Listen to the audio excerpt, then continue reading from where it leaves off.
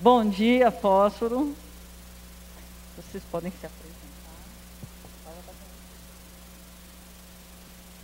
Eu sou a Laisa, educadora do Projeto Âncora. Eu sou Patrícia, educadora especialista de ciências. Eu sou Fósforo, eu tô com uma tosse horrível, então a gente vai precisar de 10 minutos a mais só pelo tanto de tosse que eu tô tendo hoje, tá? Peço até desculpas. A gente veio contar um pouco da nossa proposta, né? O que a gente faz lá em Cotia, no Projeto Âncora.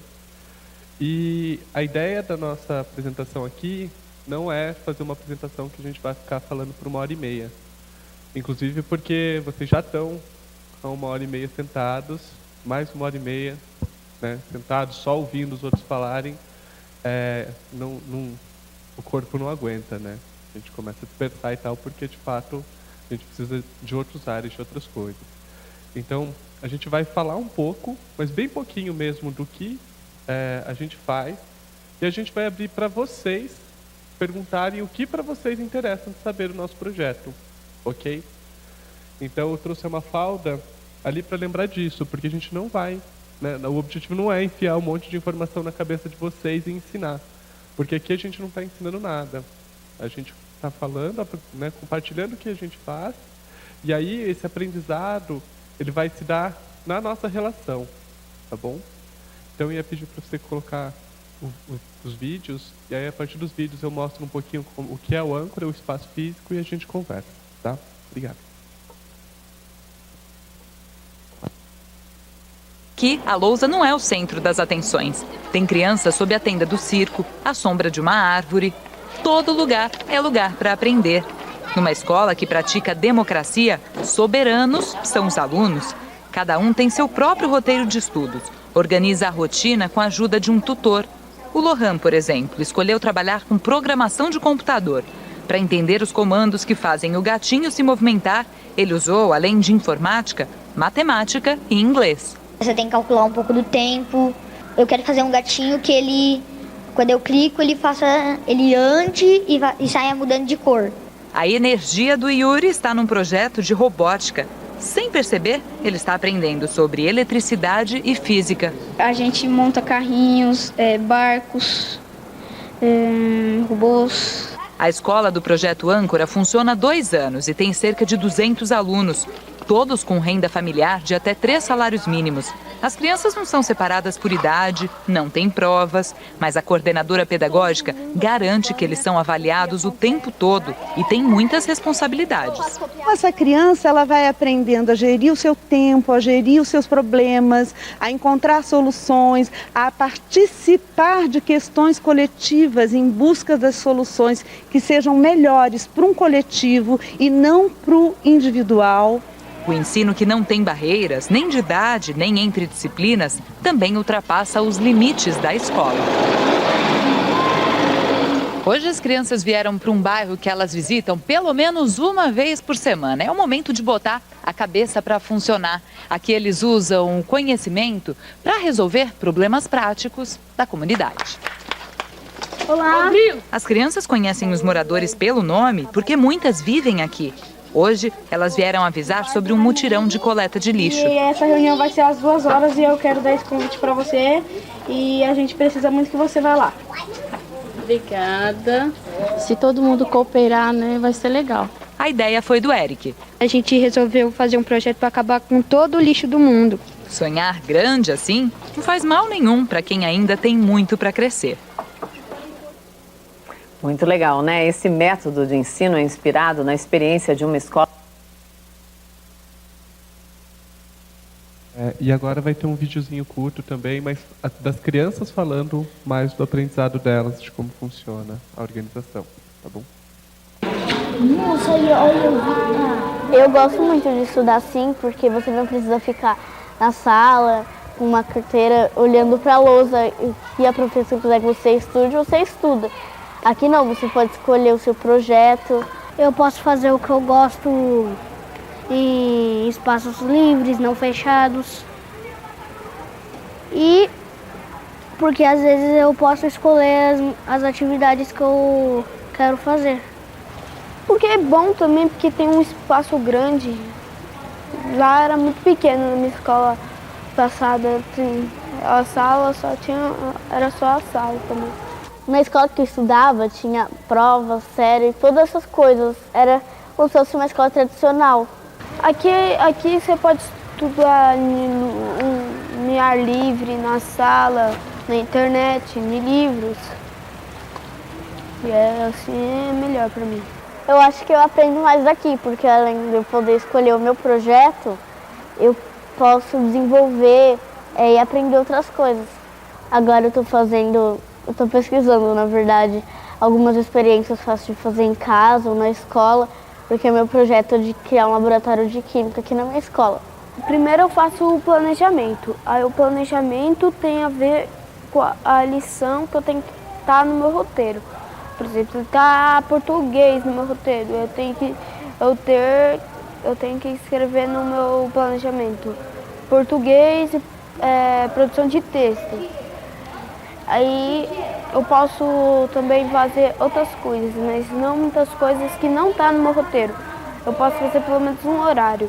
Por exemplo, eu estou lá no meu planejamento, 8 horas eu faço português. Aí 9h15 é o lanche, 9h30 eu posso fazer leitura, desenho. Aí vai 9h30, 10h30, 11h30 é o almoço.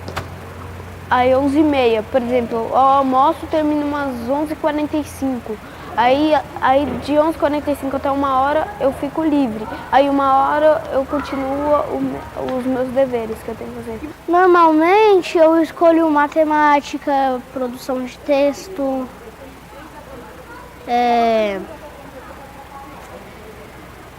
tabuada e só. Tem o roteiro de estudos, aí quem me ajuda é uma tutora que chama Edilene. Ela me ajuda a fazer o roteiro, aí eu vejo algumas coisas que eu fiquei em dúvida no outro, acabo colocando nesse de agora. Eu falo com a minha tutora porque tem a tutoria. A tutoria posso fazer, por exemplo, deixa eu fazer isso de ciências, aí se ela deixar, ela põe no meu roteiro. Ela põe assim, põe até o dia tal. Aí se eu não fazer até o dia tal, atraso o meu roteiro. Eu já programei um jogo, já ajudei o meu pai a programar o computador dele e já programei uma animação. Você não precisa ficar à frente da lousa, o que a professora quer que você estude, você estuda. Você pode estudar melhor, porque quando você tem curiosidade, você faz, mas quando você não tem, você acaba sendo de lado, você não faz direito. Que nem hoje, teve uma reunião e a gente planejou uns dias que a gente vai para a comunidade, para outras, assim. A maior prova que quando você aprendeu é quando você ensina o outro. Porque quando você ensina o outro, quer dizer que você já sabe, você ainda aprende mais. A gente aprende a levantar a mão, a ter respeito com o outro, a ser solidário. Isso ajuda bastante lá na frente, a achar o emprego, na cidadania. Até mesmo com as coisas mais simples pode ajudar, mas pode fazer diferença e também pode ajudar a ser uma pessoa na vida.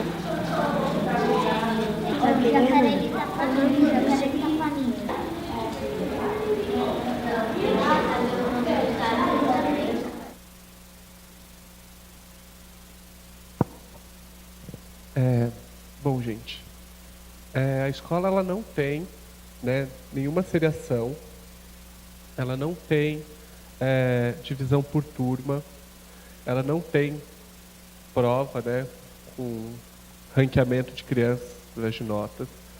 Então, tudo que a gente faz, as crianças falaram ali um pouco, bem um pouquinho. Poderia pôr a imagem do projeto, por favor? O espaço que a gente tem é bastante privilegiado, né? Fica em Cotia, muito perto de São Paulo, quilômetro 21 da Raposo. E assim, a imagem do projeto. E apesar, né, porque todo mundo que chega lá já olha o ângulo e já fica apaixonado, porque o espaço físico é realmente incrível, sabe? A gente tem um circo, uma pista de skate, e as pessoas olham e falam, nossa, não, só dá para fazer algo assim porque vocês têm um espaço físico desse, né? E, na verdade, para a gente, o mais importante é a relação que a gente cria com as crianças, com as famílias e entre os educadores. Porque é a partir dessa relação que, de fato, existe a escola, né? Isso daí é um prédio, é um espaço físico. E tudo que é organizado dentro desse espaço físico é decidido junto com as crianças e em conjunto com os educadores. Então, não existe uma pessoa de cima que vai chegar e falar, a escola vai funcionar assim, assim, assado. A escola ela tem autonomia para se organizar da forma que ela acha necessário. Inclusive, é até engraçado porque esses vídeos são um pouco antigos, né? São de 2013, e muito do que apareceu ali já mudou, porque a escola está em movimento, né? A escola ela está viva e estão acontecendo coisas, e aí as crianças fazem assembleia, os educadores fazem assembleia, não está rolando desse jeito, vamos pensar de outra maneira.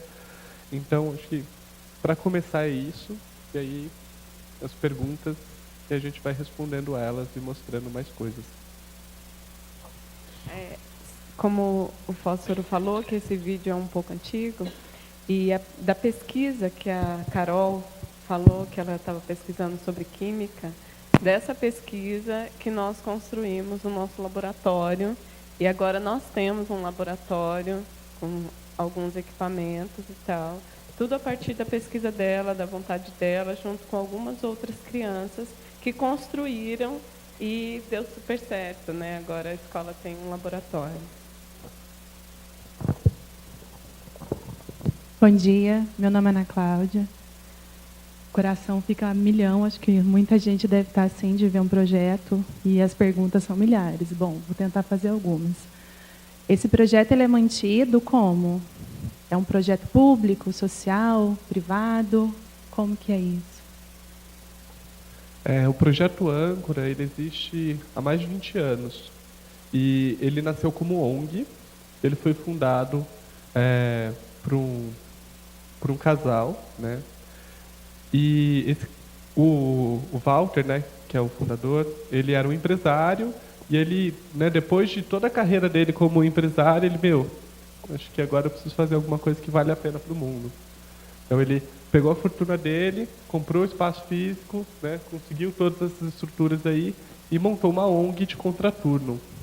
E essa ONG durou em torno de 16, 17 anos, só no contraturno. E ele e a esposa sempre se questionando, mas será que isso está funcionando? Será que esse é o objetivo? Então, a partir dessas discussões internas que eles tinham, eles resolveram criar uma escola, porque só o contraturno era como se estivesse enxugando gelo, né? Então, a transformação que eles queriam não estava acontecendo, era como se fosse só um espaço de recreação.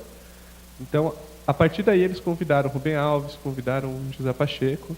O Rubem Alves já estava bem doente na época, então ele não pôde estar muito presente, né? Deu algumas ideias e tal. O Pacheco estava num período de mudança de Portugal para cá, e ele ajudou a equipe, que era da ONG, a montar a escola, né? Então, por ser ONG, a escola é particular. Mas as crianças que estudam na escola são crianças de até 3 salários mínimos. E aí a gente está começando uma transição de permitir também que pessoas que têm um salário maior do que isso possam participar da vida escolar. Então, além, né, das crianças e do Walter ter investido dinheiro, né, o Walter, inclusive, morreu bem no ano que foi ser fundada a escola. Ele não viu a escola abrindo.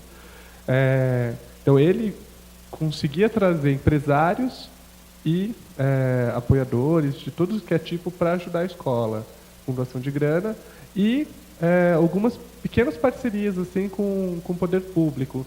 Então tem alguns educadores que são da rede, a gente já teve merenda da rede, a gente hoje, né, dá cursos, dá palestras que às vezes são pagas para ajudar na manutenção do projeto. Então, o projeto é mantido dessa forma, assim. O nosso sonho seria conseguir transformar o Âncora numa escola pública. Mas, para a gente conseguir isso, né, não adianta só a gente... Inclusive, uma das primeiras reuniões que a gente teve com o poder público foi, nossa, a gente queria transformar aqui numa escola pública. E eles, nossa, que legal, a gente ia adorar ter um espaço desse. Então a gente manda os professores, a gente manda tudo, a gente organiza. E a gente, não. A gente não quer que vocês organizem, a gente quer o financiamento para a gente organizar. Aí o poder público, opa, não pode. Ou vocês seguem o que a gente quer, ou sem apoio. Então a nossa luta é para que a gente possa gerir com autonomia a escola, recebendo verba pública. Olá, eu sou Jeane, eu venho do Rio Grande do Sul, uma cidade chamada Cachoeirinha, que ontem encerrou 40 dias de greve dos professores municipais em luta pela educação. Então, colocando isso e vendo as falas aqui de ontem e de hoje, eu percebo que essa forma é a resistência necessária para que a educação possa ter um pouco mais de qualidade nas lutas que são de greve, de batalhas, e em movimentos como os de vocês.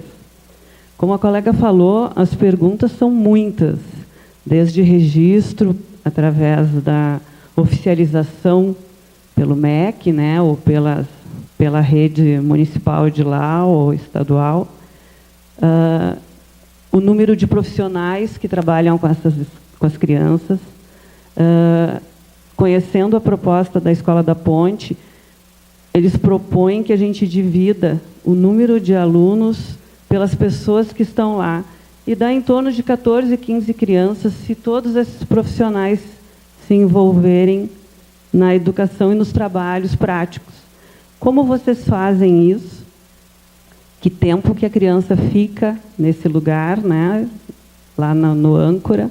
E depois a gente vai perguntando mais coisas de curiosidade.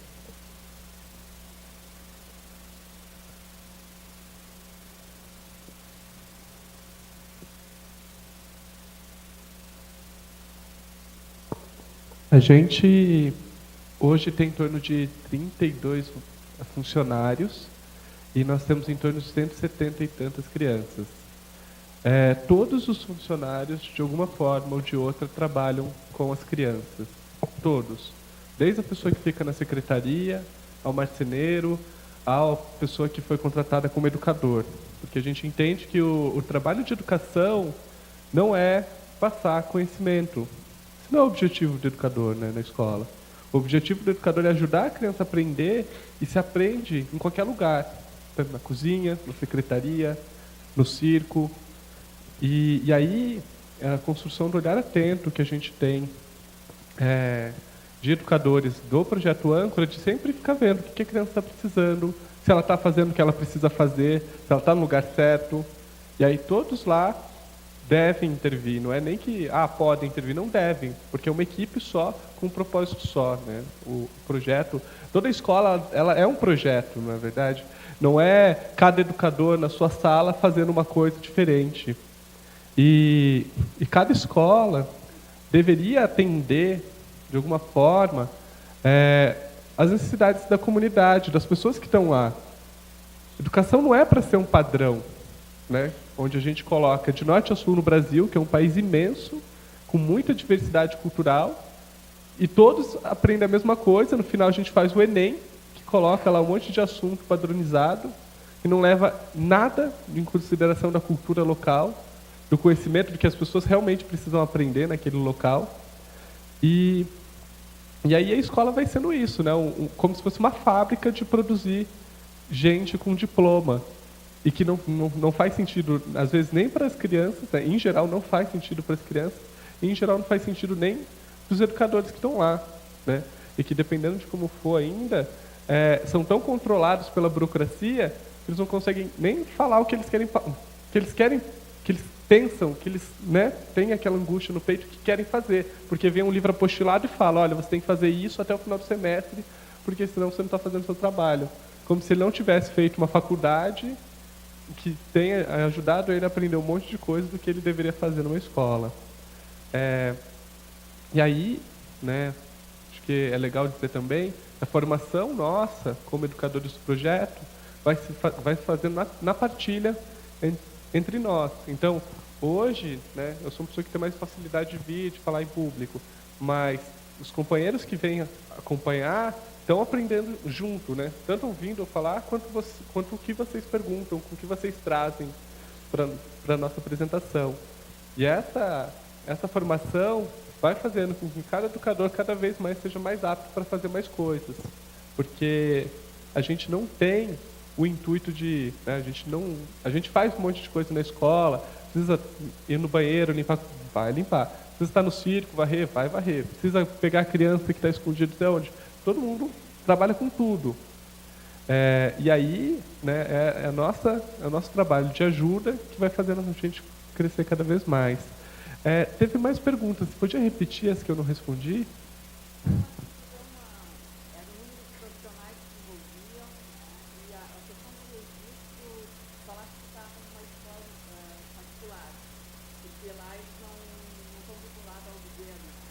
A gente é uma escola particular reconhecida pelo MEC. Então, as crianças que saem de lá saem com diploma de ensino fundamental completo e esse ano a gente começou a abrir o ensino médio. Então, a ideia é que a partir do momento que eles saem do âncora, eles estão formados como uma escola tradicional, né? Palavra bem ruim. Mas que eles, fizeram o que eles tinham que fazer como no período escolar deles, da vida deles. Então, é particular, mas não é pago, ok? É particular porque é uma ONG. A gente tem pensado em meios de colaboração, né? Inclusive a gente começou um processo seletivo de pessoas que querem entrar na escola, que atendem, né? Os educadores fazem a seleção das famílias, de quem está entrando agora. Mas se entendem a proposta mesmo, né? Se querem colocar seus filhos numa escola que não é uma escola que vai ter provas, porque depois não vai poder cobrar da gente que tem a prova, que não vai ter. Então, todas as crianças hoje que estão lá, ninguém paga nada, tá? Mas a ideia é, porque educação, né? Educação não é algo gratuito, né? Todas as escolas públicas, elas são pagas por todos nós através do imposto. Então, não é gratuito, não é que ninguém paga, todo mundo paga. Então, educação precisa ter dinheiro, e aí a gente está pensando em como ser pública, exatamente porque as pessoas já pagam a educação. Oi, o meu nome é Celi e eu trabalho numa escola pública técnica de ensino médio integrado, né? E aí, quando vocês falam, a gente fica pensando como juntar o prosaico e o poético, né? Porque é isso que você falou, a nossa verba é pública, ela é financiada pelo Estado. E uma das grandes discussões, quando a gente fala em inclusão lá, porque a gente tem discutido bastante isso, é justamente como dar conta daquilo que a gente tem que apresentar de prosaico, que é o currículo, que é a certificação que a gente vai dar para o aluno, né? E como que você certifica o aluno deficiente, considerado deficiente, né? Então, eu queria saber isso, como que é a certificação na escola? O que vocês apresentam de diploma legal ou de certificado legal? Como que vocês fazem isso? Como vocês dão conta disso na escola?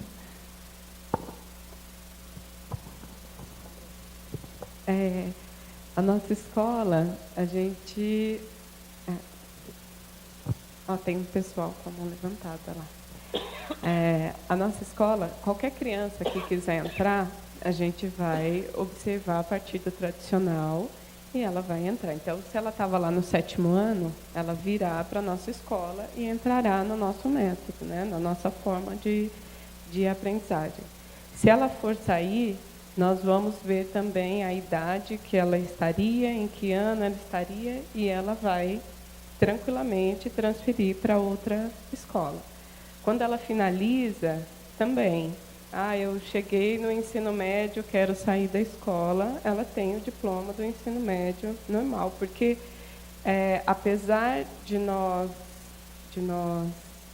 termos uma forma diferente, a gente tem toda a burocracia que é de acordo com qualquer outra escola. Então, em São Paulo é o GEDAI, né? A gente preenche o GEDAI, tudo certinho, todas as vezes que precisam, relatórios e tudo. Então, a gente tem esse acompanhamento. Apesar de nós fazermos diferente, a gente tem a burocracia tudo do jeitinho que tem que ser, né, para ser aceito. E aí, a gente não classifica as crianças por nota, né? É importante, bem importante dizer isso. Então, se não faz prova, o que faz? A gente tem muita dificuldade, né? Pela cultura que a gente vive, né? Porque, em geral, a gente reproduz o que a gente viveu. Às vezes sem perceber, mas a gente reproduz um monte de coisa. Desde machismo, homofobia, a aula, a prova. Então, na maioria das escolas, a gente tem a prova como único método de avaliação. E aí é um método, brincando um pouco com o que o André falou, que é o começo e o fim. Você fala, ó, vai cair isso na prova. E aí você dá a prova. Não existe um acompanhamento para saber como que está cada criança.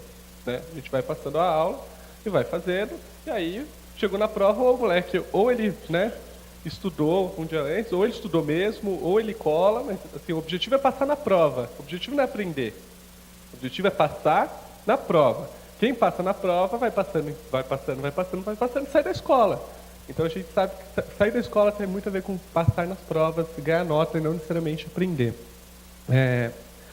E aí, toda criança no projeto, ela é avaliada a todo momento. Então a Ana falou de um jeito bem legal, né? Porque eles sabem quando eu aprendi se eu consigo ensinar outra pessoa. Isso é mais um jeito de aprender. E a gente já descobriu que a criança pode, inclusive, ensinar errado. Então, não necessariamente seja outro jeito, o jeito nosso, ideal, de ver que a criança aprendeu. Então, quando a criança vai para a cozinha, fazer alguma atividade lá, quando a criança está na sala estudando alguma coisa, quando eu sento para conversar com ela durante o almoço, todos esses momentos, ela vai estar sendo avaliada. E a partir dessa avaliação contínua que a gente vai fazendo, a gente gera um relatório. Então, um relatório, que hoje a gente faz semestral, a ideia é que a gente conseguisse fazer ele mais constante, que apresenta para a criança, e aí o relatório é todo escrito numa linguagem de primeira pessoa, falando, olha, o que você conseguiu fazer, o que você não conseguiu, nesse momento poderia ter sido legal. E assim, é só um registro de tudo que a gente já falou para ela, que a gente já fez todas essas avaliações. E aí no final é entregue um relatório falando o que ela precisa melhorar e o que ela está muito legal, o que ela pode ver, porque educação e avaliação, né, é uma coisa que você identifica o que se precisa melhorar e pontua coisas para a pessoa melhorar, e não só, das 10 questões aqui, você acertou 7, 3 estão erradas e agora a gente vai passar o próximo conteúdo. Né? E em geral, que acontece isso, né, gente? Acontece. E a criança pode nunca saber como resolver aquelas 3 questões, mas tudo bem, ela tirou acima da média e tá jóia. Então, acho que esse relatório não é só com conteúdos, né? Não é só com o que a criança aprendeu, mas atitudinal, resolução de conflitos. Então, ela está conseguindo, além de resolver os conflitos dela, ajudar os colegas a resolverem os seus conflitos, né? Ela consegue respeitar o espaço onde ela estuda, respeitar o silêncio do outro. Então, é um relatório não só pensando em conteúdos, né? E quanto ao currículo que você tinha falado, nós, educadores, fazemos um estudo do currículo para que a gente trabalhe na escola as habilidades e não os conteúdos desse currículo, né? A ideia é que a gente só trabalhe habilidade. E estudando as habilidades, a gente percebe que as habilidades acabam se encontrando, né? Uma habilidade de história pode estar na de ciências, que pode estar na de geografia, né? Então, na verdade, o nosso intuito, né, o que a gente quer trabalhar e busca trabalhar é com habilidades e não com os conteúdos do currículo. E aí, se você olhar nos PCNs, vocês vão ver uma lista imensa de objetivos curriculares, tá? Do que, de fato, precisa ser trabalhado na escola. Lá não tem conteúdo. Não são conteúdos que as escolas precisam passar. Ele é bem amplo, porque você pode aprender a fazer proporção, fazendo uma receita na cozinha. Você pode aprender a fazer proporção jogando um jogo de videogame. Você pode aprender a fazer proporção escrevendo um bilhete para a escola. Então, existem várias maneiras de se conseguir atingir o mesmo objetivo. E aí entra o currículo subjetivo de cada escola, de cada criança, né? Porque cada ser humano é único e tem um interesse próprio. E a gente precisa começar a olhar cada pessoa como aquele ser humano próprio e quais necessidades ele tem. E como a gente pode ajudá-lo a atingir essas necessidades e alcançar os desejos que tem, né? E não tratar todo mundo igual, como se fosse todo mundo robô. Bom dia. Eu sou Rita Anderi, de Santa Rita do Sapucaí. Realmente são muitas as perguntas. A cabeça da gente fica 1000 por hora. Você disse que os seus jovens saem de lá para o ensino médio e que agora vocês estão na tentativa e na busca da implantação do ensino médio. Eu gostaria de saber se vocês têm mensurado um percentual de resultado desses jovens que saem da sua escola e acabam dentro do ensino médio, e hoje a gente vê a escola mais tecnicista do que nunca.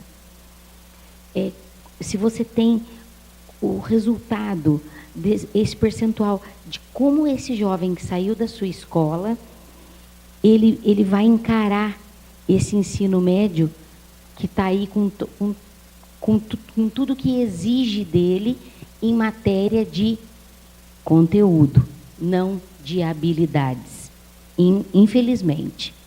Eu queria saber, já vou perguntar as 3 coisinhas juntas, como que você trabalha também a cabeça dos seus alunos?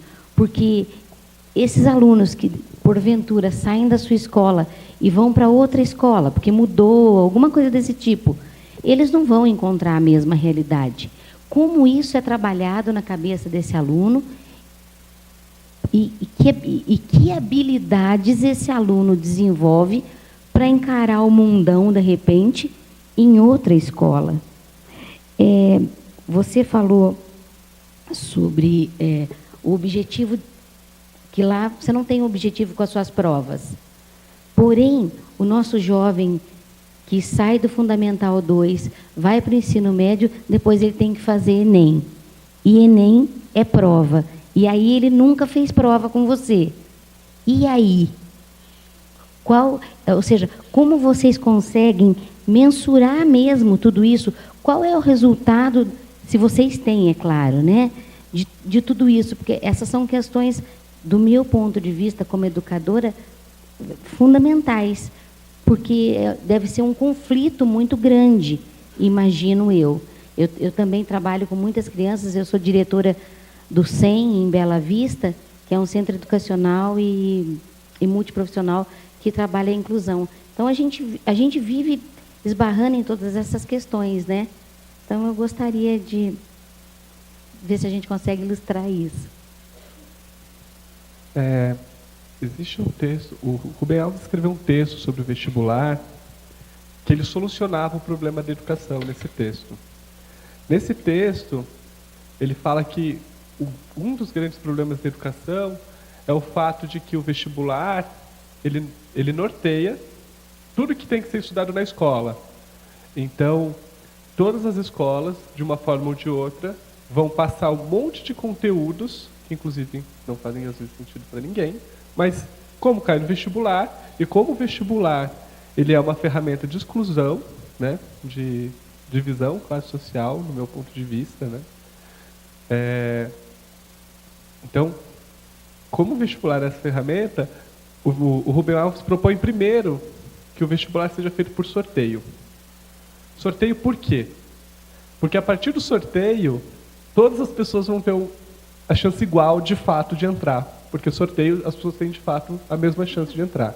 Porque, da outra forma, ou criam-se, né? Criam-se, não. Temos criados vários cursinhos de R$1.000, R$2.000, em que quem tem dinheiro tem mais chance, a gente sabe disso, né? E E com o sorteio acabaria esse problema. Então as escolas poderiam se preocupar com o que de fato interessa na escola, né? O que de fato interessa para as pessoas pesquisarem e aprenderem. Porque, inclusive, no vestibular, deixa de se cair coisas muito importantes como respeito, afetividade, responsabilidade. Não interessa se eu tenho um machista na sala, uma pessoa que faz bullying todos os dias, porque isso não cai no vestibular. Eu preciso dar minha aula, eu preciso ensinar física, química, ciência, história, matemática. Isso que é importante para o vestibular. Então, se fosse por sorteio, ele já resolveria esse problema. E aí, ele continua brincando, né? Porque ele sabe da loucura que é a proposta dele, que se fosse por sorteio, as pessoas que tivessem grana e não entrassem na faculdade, não iam simplesmente, tudo bem, a gente espera outro sorteio. Eles iam criar as próprias faculdades, e assim aumentaria o número de vagas no ensino superior, garantindo que pessoas, né, de baixa renda entrassem por sorteio, e quem tem dinheiro ainda continuar fazendo, porque ia continuar como já é, né? Hoje a diferença é que quem tem grana paga um cursinho, paga uma escola muito boa, né, voltada para o vestibular, e aí passa e vai estudar em escola pública, né, em faculdade pública. Eu fui bolsista durante minha vida inteira e consegui passar na Unicamp, mas não foi... Se eu não tivesse conseguido bolsa, eu provavelmente não estaria lá. Então, pensando que o objetivo da escola não é preparar as crianças para o vestibular, o nosso objetivo como escola, dentre muitas coisas, né, que é ensinar cidadania na prática, que é ensinar um ser humano a sentir, a resolver os próprios conflitos, o nosso objetivo é que as crianças aprendam a aprender. Por quê? Aprender a aprender. Quando uma criança está na sala de aula e o professor fala, ele vai falando tudo, a criança é um ser passivo ali. Claro, gente, eu às vezes tenho muito medo do jeito que eu falo, porque eu estou numa realidade muito diferente, né? Eu não estou num lugar que dá aula. Não significa que não tem aulas boas, não significa que não estão aprendendo, né? Mas é importante dizer que assim, a gente não dá aula porque a gente quer que a criança desenvolva o senso dela de autonomia, dela entender que o conhecimento não é uma reprodução. Não é o que o meu professor fala que está certo. Não é? O professor fala, depois ele põe na prova uma pergunta exatamente querendo saber o que ele perguntou. Não é isso. Conhecimento é construção, é busca de fontes, é troca de informação. Inclusive que a criança possa ler coisas e falar, olha, Fósforo, eu aprendi mais que você. Aquilo lá que você tinha conversado comigo, eu descobri nesse texto, nesse vídeo, que é diferente. E a gente quer que eles construam o próprio conhecimento. E aprendendo a aprender, eles conseguem aprender o que eles quiserem. Eles já têm responsabilidade e autonomia para fazer isso. E aí, quando a gente fala de mensurar, né, resultado, é resultado de quê? Seres humanos que repetem o que é dito, seres humanos que pensam, seres humanos que sentem, seres humanos felizes. É o que a gente quer mensurar, né? A nota da Prova Brasil, é isso que vale para a educação? Todas as crianças que saíram do âncora, saíram com certeza, se a gente for falar de mensuração de resultado, para a gente foi um sucesso. Porque a gente conseguiu atingir naquelas crianças o que elas precisavam ser trabalhadas.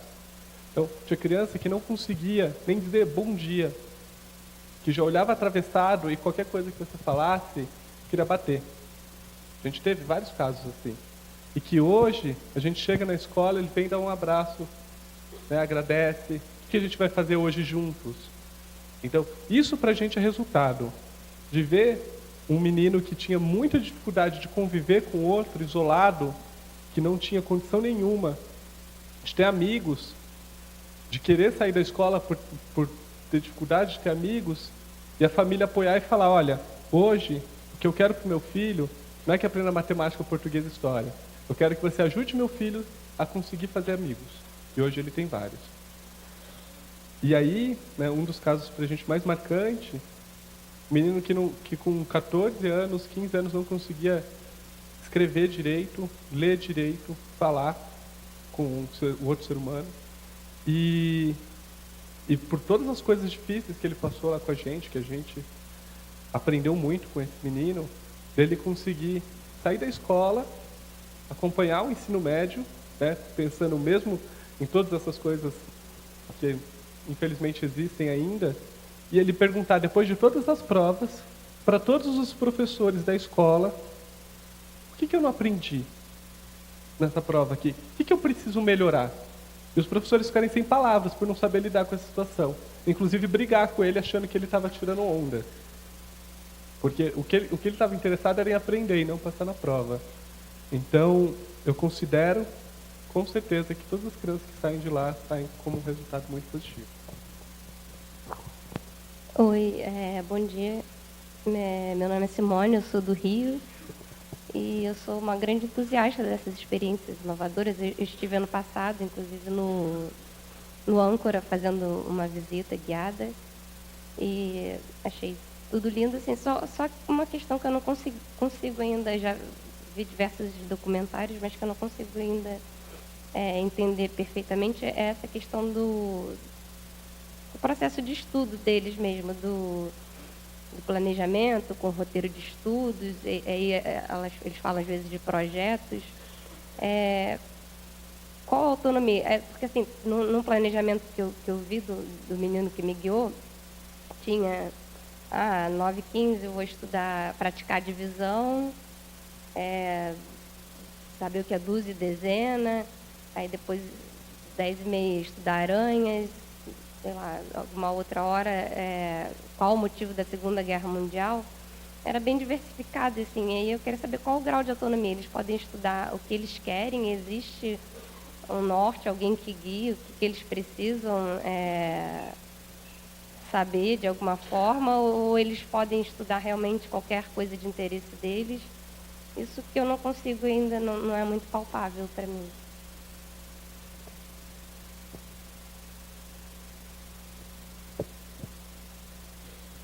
Bom, o aprendizado da criança, toda criança na escola vai ter um tutor, que vai ser a pessoa que organiza os estudos dessa criança.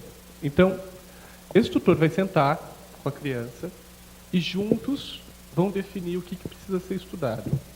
Desde aquilo que eu quero, meu sonho, minha vontade, meu desejo, a pesquisa que eu quero realizar, o projeto que eu quero realizar, a o que eu preciso. Que às vezes não é bem o que eu quero, mas eu entendo, porque, né, eu tenho necessidade que eu preciso aprender algumas coisas. Tá? Então, às vezes, confundem muito o Âncora com um lugar de libertinagem. Que a gente pode chegar lá e escolher o que a gente quiser, fazer o que a gente quiser. Não é isso. Se você estiver entendendo isso, está tudo errado. Lá, as crianças, claro, têm liberdade para escolher, têm liberdade para decidir, têm liberdade para escolher não estudar. Mas não digo que elas podem fazer isso a todo momento, a qualquer hora, de qualquer jeito. Se eu quiser passar 3 anos sem estudar, isso está ok. Não está ok. Claro que o estudar não é algo que assim, senta aqui, você vai ter que estudar isso porque tem que estudar isso. Não é assim. Isso não gera curiosidade, isso não gera vontade, isso não gera desejos, isso não mobiliza ninguém.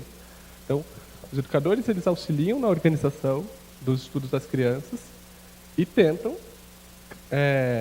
trazer o repertório que elas não têm. Porque quando a gente aprende, né, o ser humano, ele não é um ser que vai aprender sozinho. Se deixar o ser humano jogado no mundo, ele até aprende várias coisas. Mas ele não vai aprender tudo como deveria aprender. Assim como, se a gente pôr o ser humano completamente direcionado, né, alguém falando toda hora o que você precisa aprender, você também não vai aprender. Quantas aulas você já teve que você não aprendeu? Você estava lá de corpo presente porque aquilo não interessava. Eu, particularmente, foram várias, mesmo tendo excelentes professores. Nem tudo que a gente fala, inclusive aqui, eu posso falar durante 2 horas e no final, nossa, o que será que eu consegui aprender disso aqui? Porque aprendizado não é só o passar conhecimento.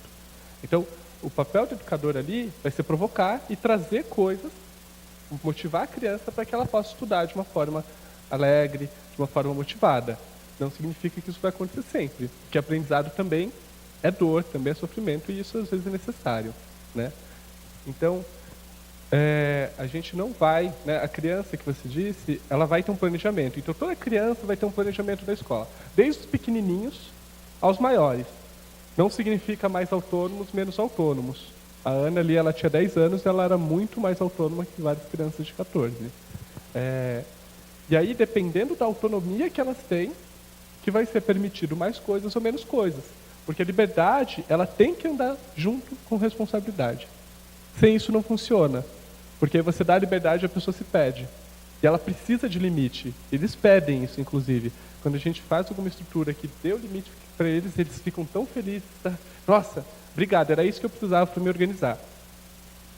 Então, dentro desse roteiro, né, vai entrar as coisas das pesquisas que elas têm que fazer, que elas escolheram junto com os colegas, assim como de projetos que talvez elas tenham, que elas estão desenvolvendo, ou às vezes também de trabalhos que elas realizam na escola, que a gente chama de grupo de responsabilidade. E o aprendizado ele não vai ser só sentado na frente do livro ou de um computador. A ideia não é essa, porque isso também não é significativo, né? Você ficar só ali na frente do computador é um saco. É tão chato quanto ficar 4 horas sentado vendo pessoas falarem, né? Então, a gente tenta ao máximo levar eles para situações que gerem um aprendizado mais significativo. Então, essa é uma situação em que eles foram visitar um museu, e aí todas as crianças que estavam presentes estavam estudando o assunto. Eles estudam antes até de ir para lá, e lá eles já chegam sabendo, podendo falar com as pessoas de lá, mas de igual para igual, e não só estou aqui ouvindo. E aí tem uma outra foto legal, que é outro jeito de se aprender de forma significativa, né? Então, a Paty fez uma experiência com molecada, e tem várias experimentações, né? Porque aprender não é só teoria, aprender a prática também. Então, tá aí, laboratório. Você fala disso? Nós temos o grupo de responsabilidade da Horta, que é um grupo responsável por organizar a horta da nossa escola, né? Nós temos mais que uma, inclusive. E eles identificaram que nas nossas rúculas tinham lagartas, né? E as crianças estavam perdendo toda a rúcula porque a lagarta estava comendo tudo. Então, nós pegamos todas as lagartas, levamos para o laboratório, e aí a gente foi dando uma outra folhinha para ela. Ela parou de comer as nossas rúculas, e elas cresceram e viraram borboletas, e as crianças foram acompanhando, né? Então, foi a junção de um trabalho do grupo de responsabilidade da horta com o grupo de responsabilidade do laboratório, e aí eles juntos acompanharam esse dia a dia. Então, eles levavam as folhinhas para elas, eles testaram que outra folha ela poderia comer ou não, sem ser a rúcula, e eles foram acompanhando, e por fim, essa foto inclusive ficou muito legal, que deu para ver a borboleta, né? Eles acompanharam, foi bem legal. Então, tem assim, o grupo de responsabilidade são crianças que são responsáveis por alguns pontos importantes da escola. E os trabalhos, eles podem se juntar, se separar a cada momento, de acordo com o que eles necessitam, né? O grupo de responsabilidade, hoje nós temos também um grupo que pesquisa sobre os chás. Toda segunda-feira eles fazem pesquisas, eles veem os benefícios e, como eles dizem, os malefícios. Eles falam que eles querem saber o que o chá pode fazer de bem e o que o chá pode fazer de mal. Com isso, esses dias eles foram pesquisar o alecrim. Eles descobriram que o alecrim, quem tem pressão alta não pode tomar. Aí teve uma criança que falou assim, então é por isso que a pressão da minha mãe está subindo tanto, porque ela toma esse chá todo dia. Agora eu vou poder falar para ela que ela não pode tomar mais esse chá.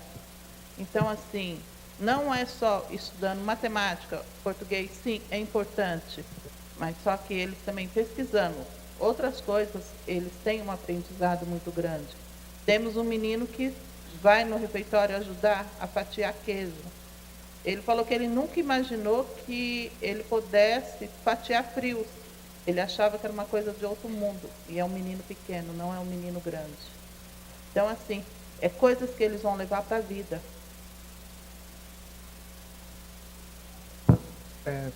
Pode colocar as imagens dos grupos de responsabilidade, por favor?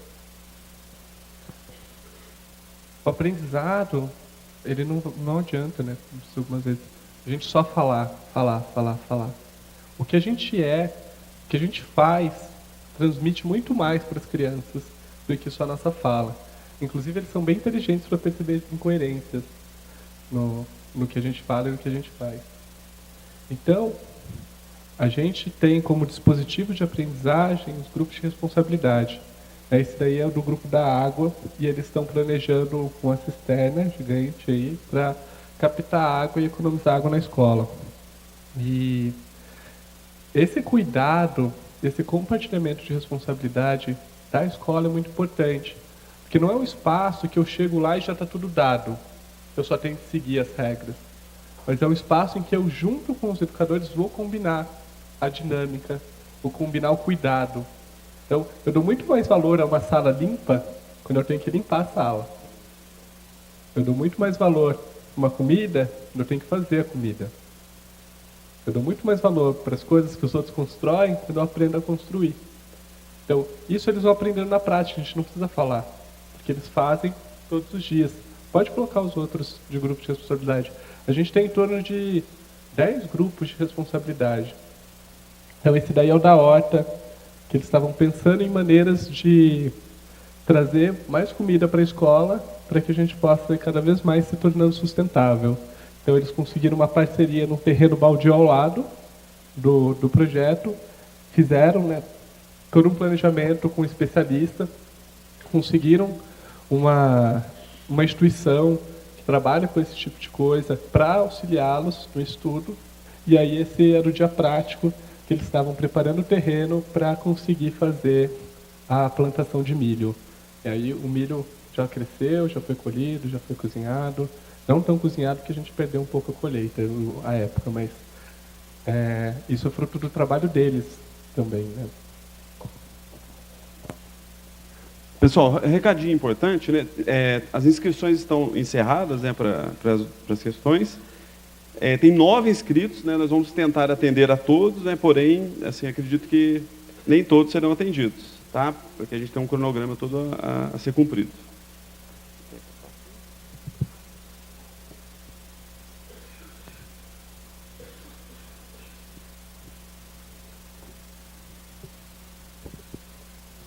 Olá, eu sou Maiana, sou de São Paulo. Na verdade, eu descobri agora que eu estou do lado de vocês, então eu fiquei super curiosa quando a Simone falou que tem as visitas guiadas, eu já fiquei super interessada, estarei lá em breve.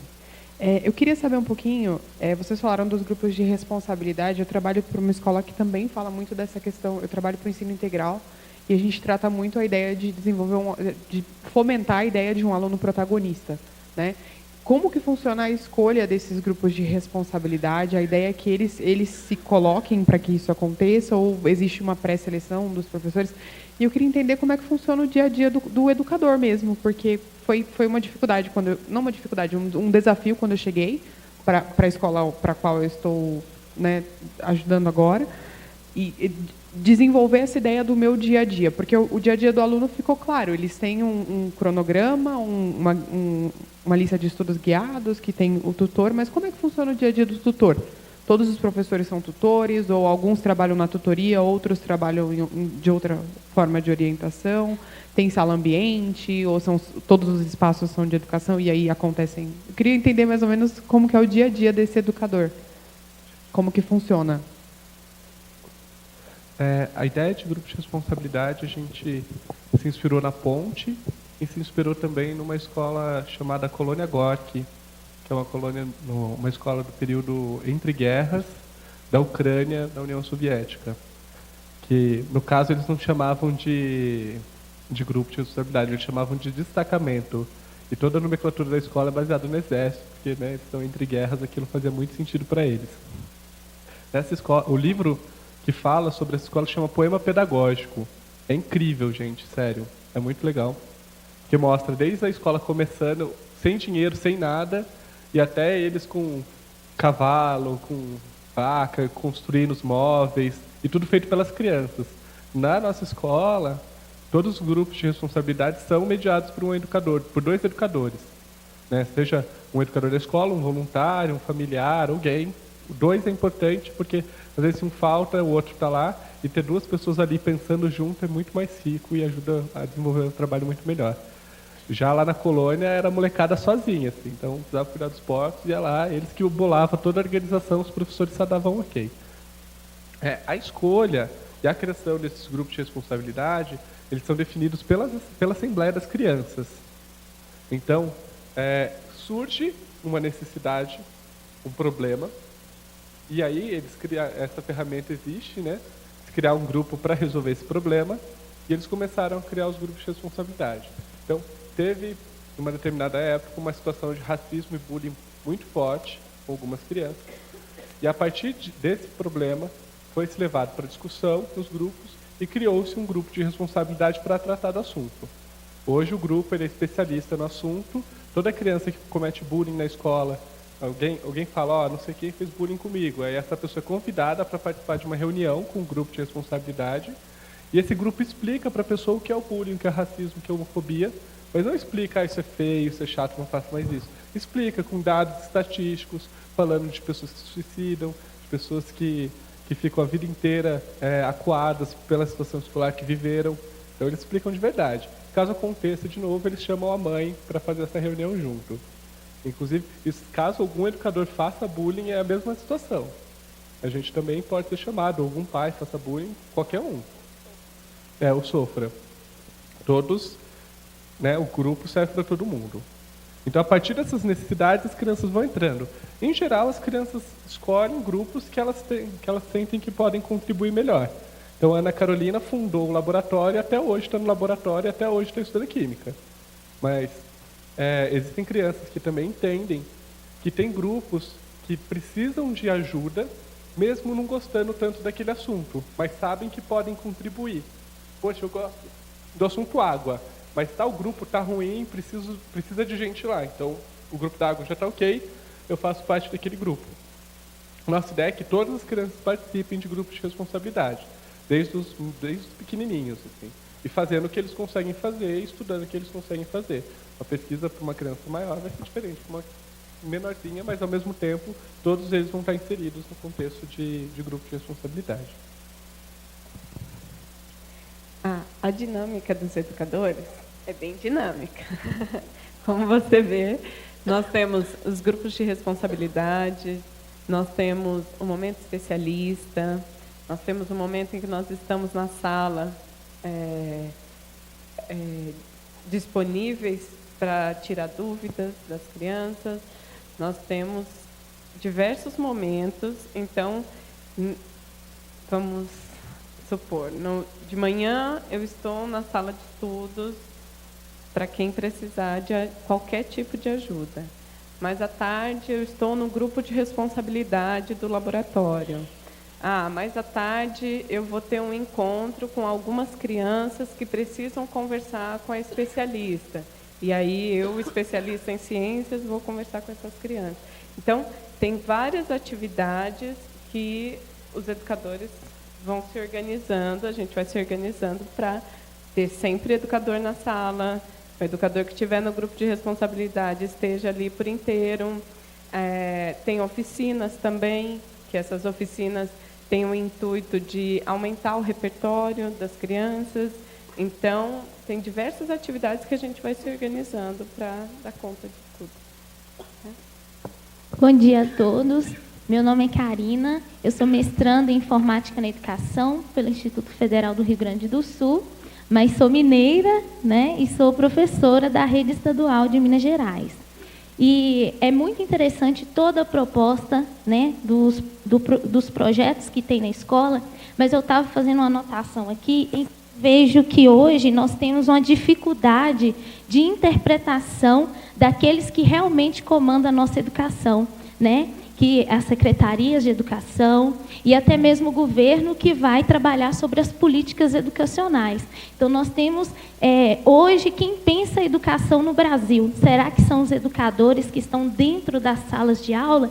Isso é uma inquietação minha como docente e acredito também dos professores.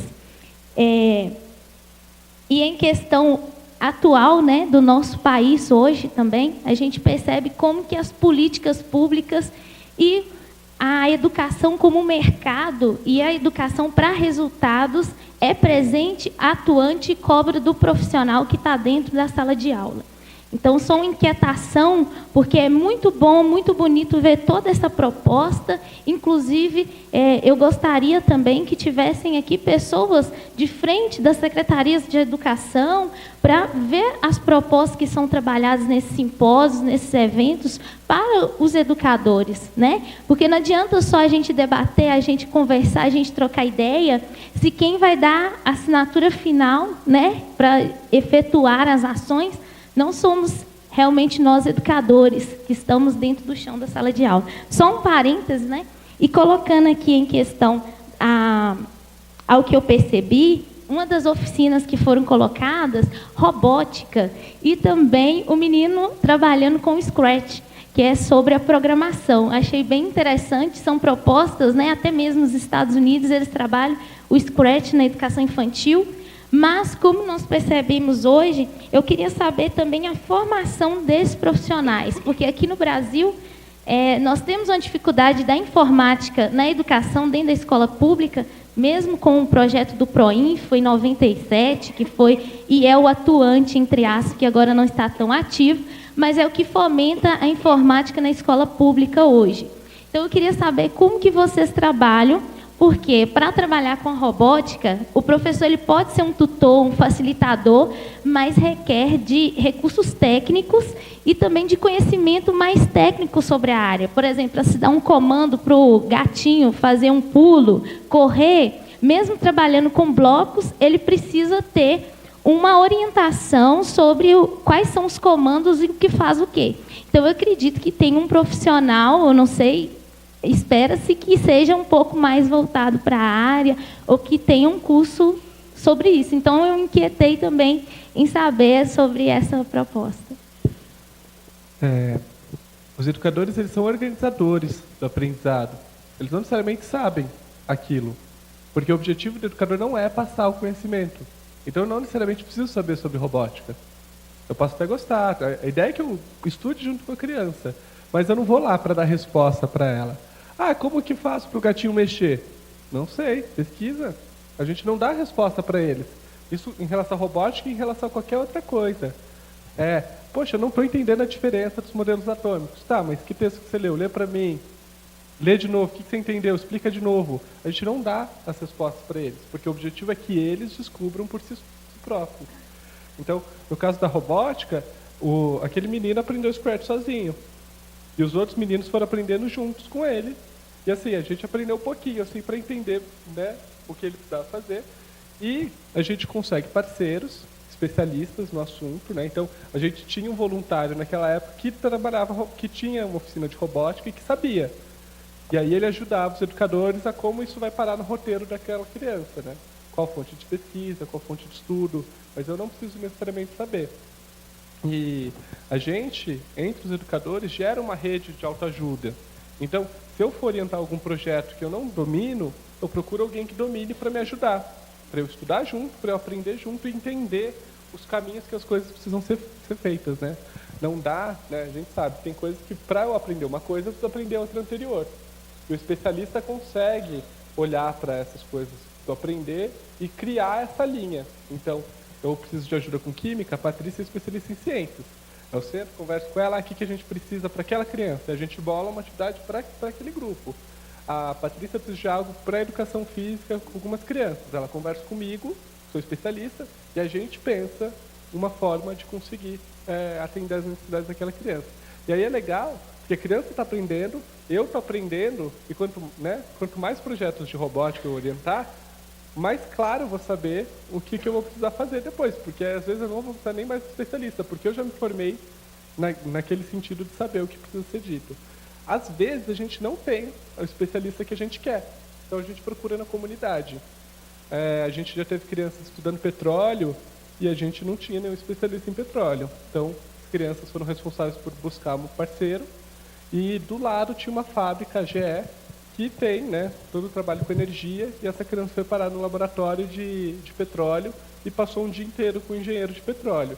E aí eu nem preciso dizer que ela voltou e fez uma apresentação muito incrível do que era pré-sal, de como é retirado, qual sonda eles usam, qual que é o sistema físico para que isso aconteça, e eu nunca estudei isso e eu aprendi um bocado. Então, a gente não está lá para falar, ó, eu sei disso e é isso que vocês fazem, vão aprender. Mas o que você consegue aprender, né? É muito, não tem um limite, né? Eles vão muito mais além do que a gente espera, porque eles vão atrás do que eles querem aprender. Bom dia, meu nome é Cristiane, eu sou de Campo Grande, Mato Grosso do Sul, a terrinha do Manuel. Gostaria de começar falando com o André. É sempre muito bom, sou da área da arte e educação também, então é muito bom ver pessoas da nossa área nos simpósios e congressos da educação, né? Não só da arte. Então, esse diálogo, né? E me tocou bastante a sua fala, quando foi muito próximo a morte do Ariano Suassuna e do Rubem Alves. Eu falei, gente, esses dois estão se encontrando lá em cima, né? O que eles estão conversando? E aí, logo em seguida, morreu o Manuel, que nós, artistas todos em Campo Grande, fizemos uma homenagem. E eu até publiquei na época, falei, tá virando uma sopa de letrinha, né? Porque é a hora que encontrar todo mundo lá em cima. Recentemente morreu o Bauman, então é mais um que nós perdemos, mas que o céu se alegra, né? Muito obrigada pelas suas colocações, eu tenho acompanhado um pouco o seu estudo, estou pesquisando no meu doutorado Escolas Inovadoras, então, muito obrigada. A minha pergunta para o pessoal do Projeto Âncora é: quando aquele menino faz a fala, né, de que o que eu gosto de fazer, e ele fala da matemática, da tabuada, né? E como que vocês estimulam esse aluno ao que eu não gosto de fazer? Então, essa seria uma primeira pergunta. Então, eu da arte nunca gostei de química. Então, como eu seria estimulada a gostar e a buscar algum conhecimento em química? É só um exemplo. A segunda pergunta é sobre a formação de professores. As nossas graduações, elas são disciplinares, né? Vamos dizer assim, somos graduados em uma única área. Então, como é feito esse entrar do professor no projeto? Se existe uma formação continuada específica para ele trabalhar com essas crianças? E, continuando a pergunta da colega que acabou saindo, mas, enfim, quando ela fala dos dados estatísticos, eu entendo e acho brilhante a proposta do projeto no sentido da formação humana, né, do desenvolvimento desse cidadão. Mas nós somos cobrados, sim, né, por esse terrível rendimento e tal. Se vocês possuem algum dado no sentido de graduação, de ex-alunos do Âncora que estão em algumas graduações, como que é isso, bem estatístico.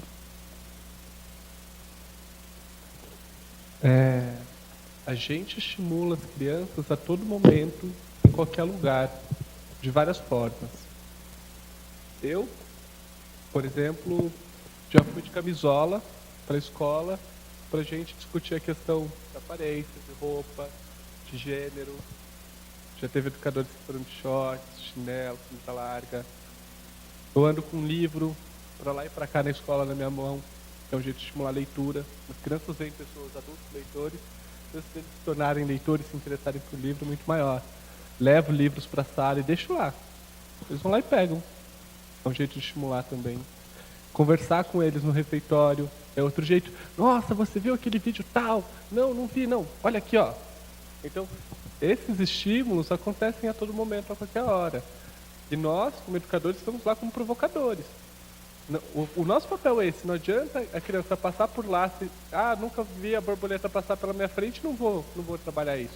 Não, de forma alguma. A gente vai criar situações para que eles possam experimentar essas coisas. Tanto em oficinas, como conversas, como o jeito que a gente se veste, como falando, estou vindo dar uma palestra aqui, em Poços de Caldas. Vocês querem ver minha apresentação? O que eu pensei? O que vocês acham das imagens, do gráfico, do design, enfim, tudo isso acontece, porque a gente sabe que cada momento nosso é um momento de aprendizagem. E aí, em relação, de novo, ao resultado, as nossas crianças saíram, e a escolha é muito recente, então nenhuma ainda tem idade de prestar o vestibular. Acho que talvez hoje seja as 2 primeiras a prestarem vestibular. Mas o que a gente sabe, nas outras escolas, todos eles são muito, muito elogiados. Porque eles, aliás, fica até engraçado, né? Porque como eles não têm aula, aí, quando eles vão ter aula, eles, nossa, alguém vai dar todas as respostas, que legal, deixa eu prestar atenção aqui, porque né, tá tudo mastigadinho e facinho para mim. Então, todos eles têm um desenvolvimento muito bom, tanto, né, de nota, que não faz sentido nenhum você dar uma nota para alguém, mas a gente segue fazendo isso, quanto nas relações e na proatividade da escola. Então, em geral, essas crianças que vão para lá, elas já têm a noção que elas podem ser protagonistas de coisas que elas querem fazer. Então, em algumas escolas elas dão problema porque elas querem fazer evento. Não, e se a gente fazer esse encontro de não sei o quê? E se a gente abrir essa escola no sábado para jogar bola? Né? Ou elas vão parar nos grêmios estudantis para organizar coisas também, porque elas já têm isso dentro, desde pequenininhos. Então, vai fazer um passeio? Quem vai fazer o bilhete? Não é o educador, é alguma criança. Eles brigam para fazer o bilhete. Eles brigam para ligar, para combinar com a empresa se vai poder fazer o passeio, que horas que vai ser. Então, a gente cria isso neles. E a maioria das crianças que saíram do âncora foram bolsistas em escolas particulares. Tá? Então, se para você isso é resultado, isso está colocado. Mas para a gente isso não é o resultado que a gente quer.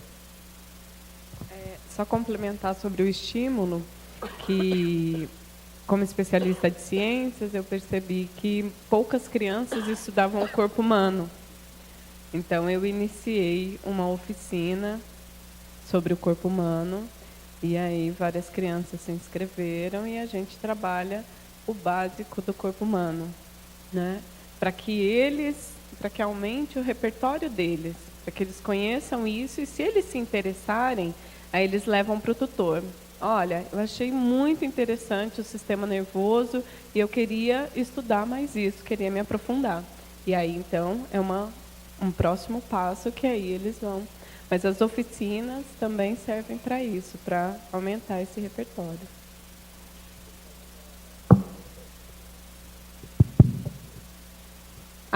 Da formação dos educadores, quando nós entramos, não tem uma formação, tem uma vontade de mudança mesmo, né? E isso é o que faz a formação, que no dia a dia nós estamos abertos a transformar, a mudar, né? Então, essa é a formação que nós temos. Eu, no Projeto Âncora, sou educadora na cozinha. Só que hoje eu tenho um grupo de responsabilidade, que é o grupo da alimentação. Então, assim, eu acabo aprendendo muita coisa com eles e eles vice-versa comigo. Tem umas crianças pequenas que viviam falando sobre o chocolate. Vamos comer chocolate, porque eu gosto de chocolate. Daí a gente começou a questionar com eles o porquê que gostavam de chocolate, se eles sabiam como eram feitos chocolate. Daí teve o interesse, eles foram pesquisar para saber como era feito chocolate. Conversei com uma mãe, que ela é confeiteira. Ela foi lá fazer oficina de chocolate com a gente. Teve criança que imaginava que o chocolate já vinha daquele jeito, que ele não vinha do cacau. Para eles, quando eles descobriram que o chocolate vinha da semente do cacau, que o cacau era amargo, eles ficaram surpresos, porque eles, assim, isso aí não é chocolate. Porque nós levamos o cacau, eles experimentaram, eles falaram, não, isso não é chocolate. Chocolate para mim é o Nescau. Daí eles foram entender que o Nescau era doce, por quê? É colocado açúcar. Só que assim, isso, pequenininhos, tem criança que que fez essa pesquisa junto, criança de 3 anos, e criança com 14 anos. Então, quer dizer assim, não tem idade. A partir do interesse da criança, a gente consegue trabalhar muita coisa com eles. E aí, finalizando em relação à formação, é uma transformação da nossa cultura. Porque a gente já viveu escola tradicional, a gente já viveu prova, a vida toda. Uma das coisas que a escola ensina é você achar que aquilo está certo. É achar que ficar lá 4 horas sentados faz bem, que está tudo bem uma criança sentada olhando alguém falar. E está tudo bem a gente chamar as coisas de grade horária, de ter um sinal berrando na cabeça dos outros, porque como se as pessoas não fossem capazes de ir no horário certo, para o lugar certo, de achar que reproduzir o que o professor fala é o correto. Então a gente tem essa cultura. Então a maior formação nossa é desconstruir isso e transformar uns com os outros. Então para a gente é muito importante vir 3 aqui, porque um está aprendendo com o outro. Para que um dia eu não seja a pessoa principal falando aqui, seja a Laisa, seja a Patrícia, com outra pessoa nova do nosso projeto. Então, é isso para a gente, a nossa transformação. Bom dia. Meu nome é Ieda, sou do Instituto Federal aqui do Sul de Minas. Minha área é Educação Física. E me chamou muito a atenção a questão dessa tenda do circo, né? E as imagens que vocês passaram dos meninos tendo essa possibilidade dessa vivência corporal tão grande. Eu gostaria que vocês comentassem um pouquinho, por favor, como é esse trabalho, né? Esse trabalho colaborativo. Pode colocar a imagem da menina segurando a foto e o circo atrás? É arte. O circo é uma identidade do projeto desde o processo que ele era ONG. E ele ainda é uma ONG, né? É importante. A gente fala muito da escola, mas para a gente a ONG e a escola ali é tudo misturado, é tudo junto. Então, a nossa concepção, né, de educação física, de arte, ou de qualquer matéria que seja que isso apareça em tudo, em todo momento. E aí eu sou educador físico, mas eu não trabalho só educação física na quadra. Isso faz sentido. Educação física não é só estar na quadra. Trabalhar o corpo, mexer o corpo, entender o corpo, respeitar o corpo, tudo isso vai sendo e transformando a educação física na escola. Então a gente tem momentos em que eu faço atividades direcionadas para ampliação de repertório, tem momentos que eles vão para o circo, e aí a gente não teve, acho que nenhum dos vídeos que a gente mostrou mostra o que as crianças fazem no circo, mas o que elas fazem é absurdo. Eles já andam de monociclo aos 10 anos, eles já fazem quedas no tecido aos 11, já dão mortais, piruetas. Tudo isso, quem passa, no caso do circo, é uma educadora que a gente tem bem senhorinha já, e ela viveu no circo. Ela era de família circense, ela não faz nada mais, né? Ela já está bem velhinha, mas ela consegue ensinar tudo isso para as crianças. E consegue ajudar eles a se ensinarem. Tinha um grupo de crianças me ensinando a andar de monociclo, porque eu não aprendi. Eu sou da parte de educação física, mais de brincadeiras e circo. E aí a gente usa o espaço inteiro. Todo espaço é espaço para educação física. Né? E que bom que a gente tem um espaço maravilhoso, né? A gente fazer brincadeiras com a escola inteira, com um grupo inteiro. Tem um TCC da Unicamp, que inclusive o título é Só Virar Bocó, que é um TCC que eu fiz falando sobre educação física no projeto. Então, se quiser saber mais sobre isso, está lá. E tem muito Manuel de Barros, que eu gosto bastante. Pessoal, então, assim, infelizmente não conseguimos atender a todas as inscrições, né? E gostaríamos, né, de agradecer aos palestrantes pela contribuição, né, disponibilidade, generosidade, né, em estar conosco durante esta manhã no simpósio, né?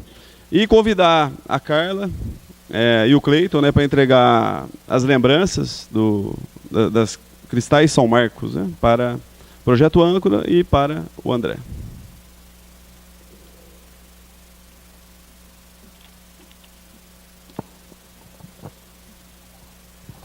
Gente, eu queria só falar uma última coisa. Obrigado, além do obrigado, muito obrigado pela presença de vocês. Eu acabei não mencionando, hoje em dia eu também sou um dos articuladores de um projeto chamado Criativos da Escola, que é feito dentro do Instituto Alana. E aí só mencionar, para depois vocês pesquisarem, enfim, no ritmo de vocês, o Criativos ele tem mapeado projetos de protagonismo jovem, infanto-juvenil, no Brasil todo. E a gente também está começando a pesquisar melhor quais são as políticas públicas que existem em alguns cantinhos do Brasil que estão conseguindo estimular e criar contextos mais férteis para o protagonismo jovem. Então, enfim, só uma dica, criativosdaescola.com.br, pode ser interessante também para entender como todo esse tema da inclusão e da educação inovadora também cria contexto para o protagonismo da maneira mais forte, né, mais viva. É isso, muito obrigado.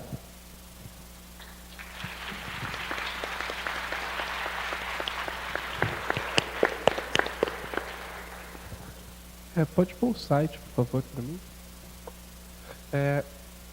Depois de falar tudo isso, gente, é importante dizer que a escola não é um método. O que a gente falou aqui não é replicável. Não é replicável porque a escola de lá tem as pessoas de lá, as crianças de lá, a cultura de lá, que não dá para replicar em outro lugar. Então, a ideia é que isso sirva de inspiração para que vocês, nos seus lugares de trabalho, criem a cultura de vocês, os dispositivos de vocês, né? O trabalho que vocês têm necessidade de fazer, que não é igual. Tá? Isso é muito importante, porque quando a gente começar a tratar a educação, de fato, como algo de cada lugar, de cada região, aí a gente vai estar começando a falar de educação de verdade. Então, eu só vou finalizar cumprindo uma promessa para as crianças. Esse site, se eu puder descer um pouquinho, ele foi feito por um grupo de crianças, depois de 6 meses de trabalho. Pode descer. Vai descendo para mostrar. É um site que as crianças de um projeto de intercâmbio fizeram, foram numa empresa de design, foram numa empresa de computação, foram numa empresa de filmagem, filmaram, fizeram pastel, escreveram texto, fizeram um monte de coisa. E aí no site aparece. E o objetivo delas é fazer um intercâmbio para Portugal, visitar uma escola que veio nos visitar, numa comunidade chamada Tamera. Tá? Então, o site é esse, ancora.caena.net, explica um pouco do que essas crianças querem fazer e o que é um pouquinho do projeto Âncora na visão delas, tá bom? Então, quem puder entrar no site, colaborar com a viagem deles, eu sou muito grato. Eles já conseguiram 16 mil, mas falta um bocado ainda, tá bom? Até mais, boa tarde.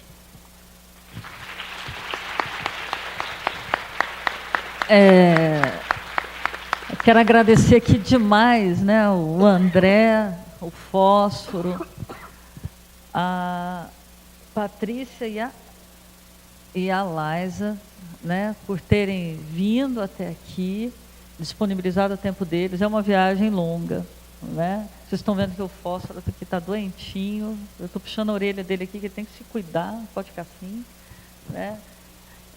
Mas eu também quero dizer o seguinte, né, para a gente realmente finalizar. Desde ontem, eu estou batendo na tecla com relação a Paulo Freire.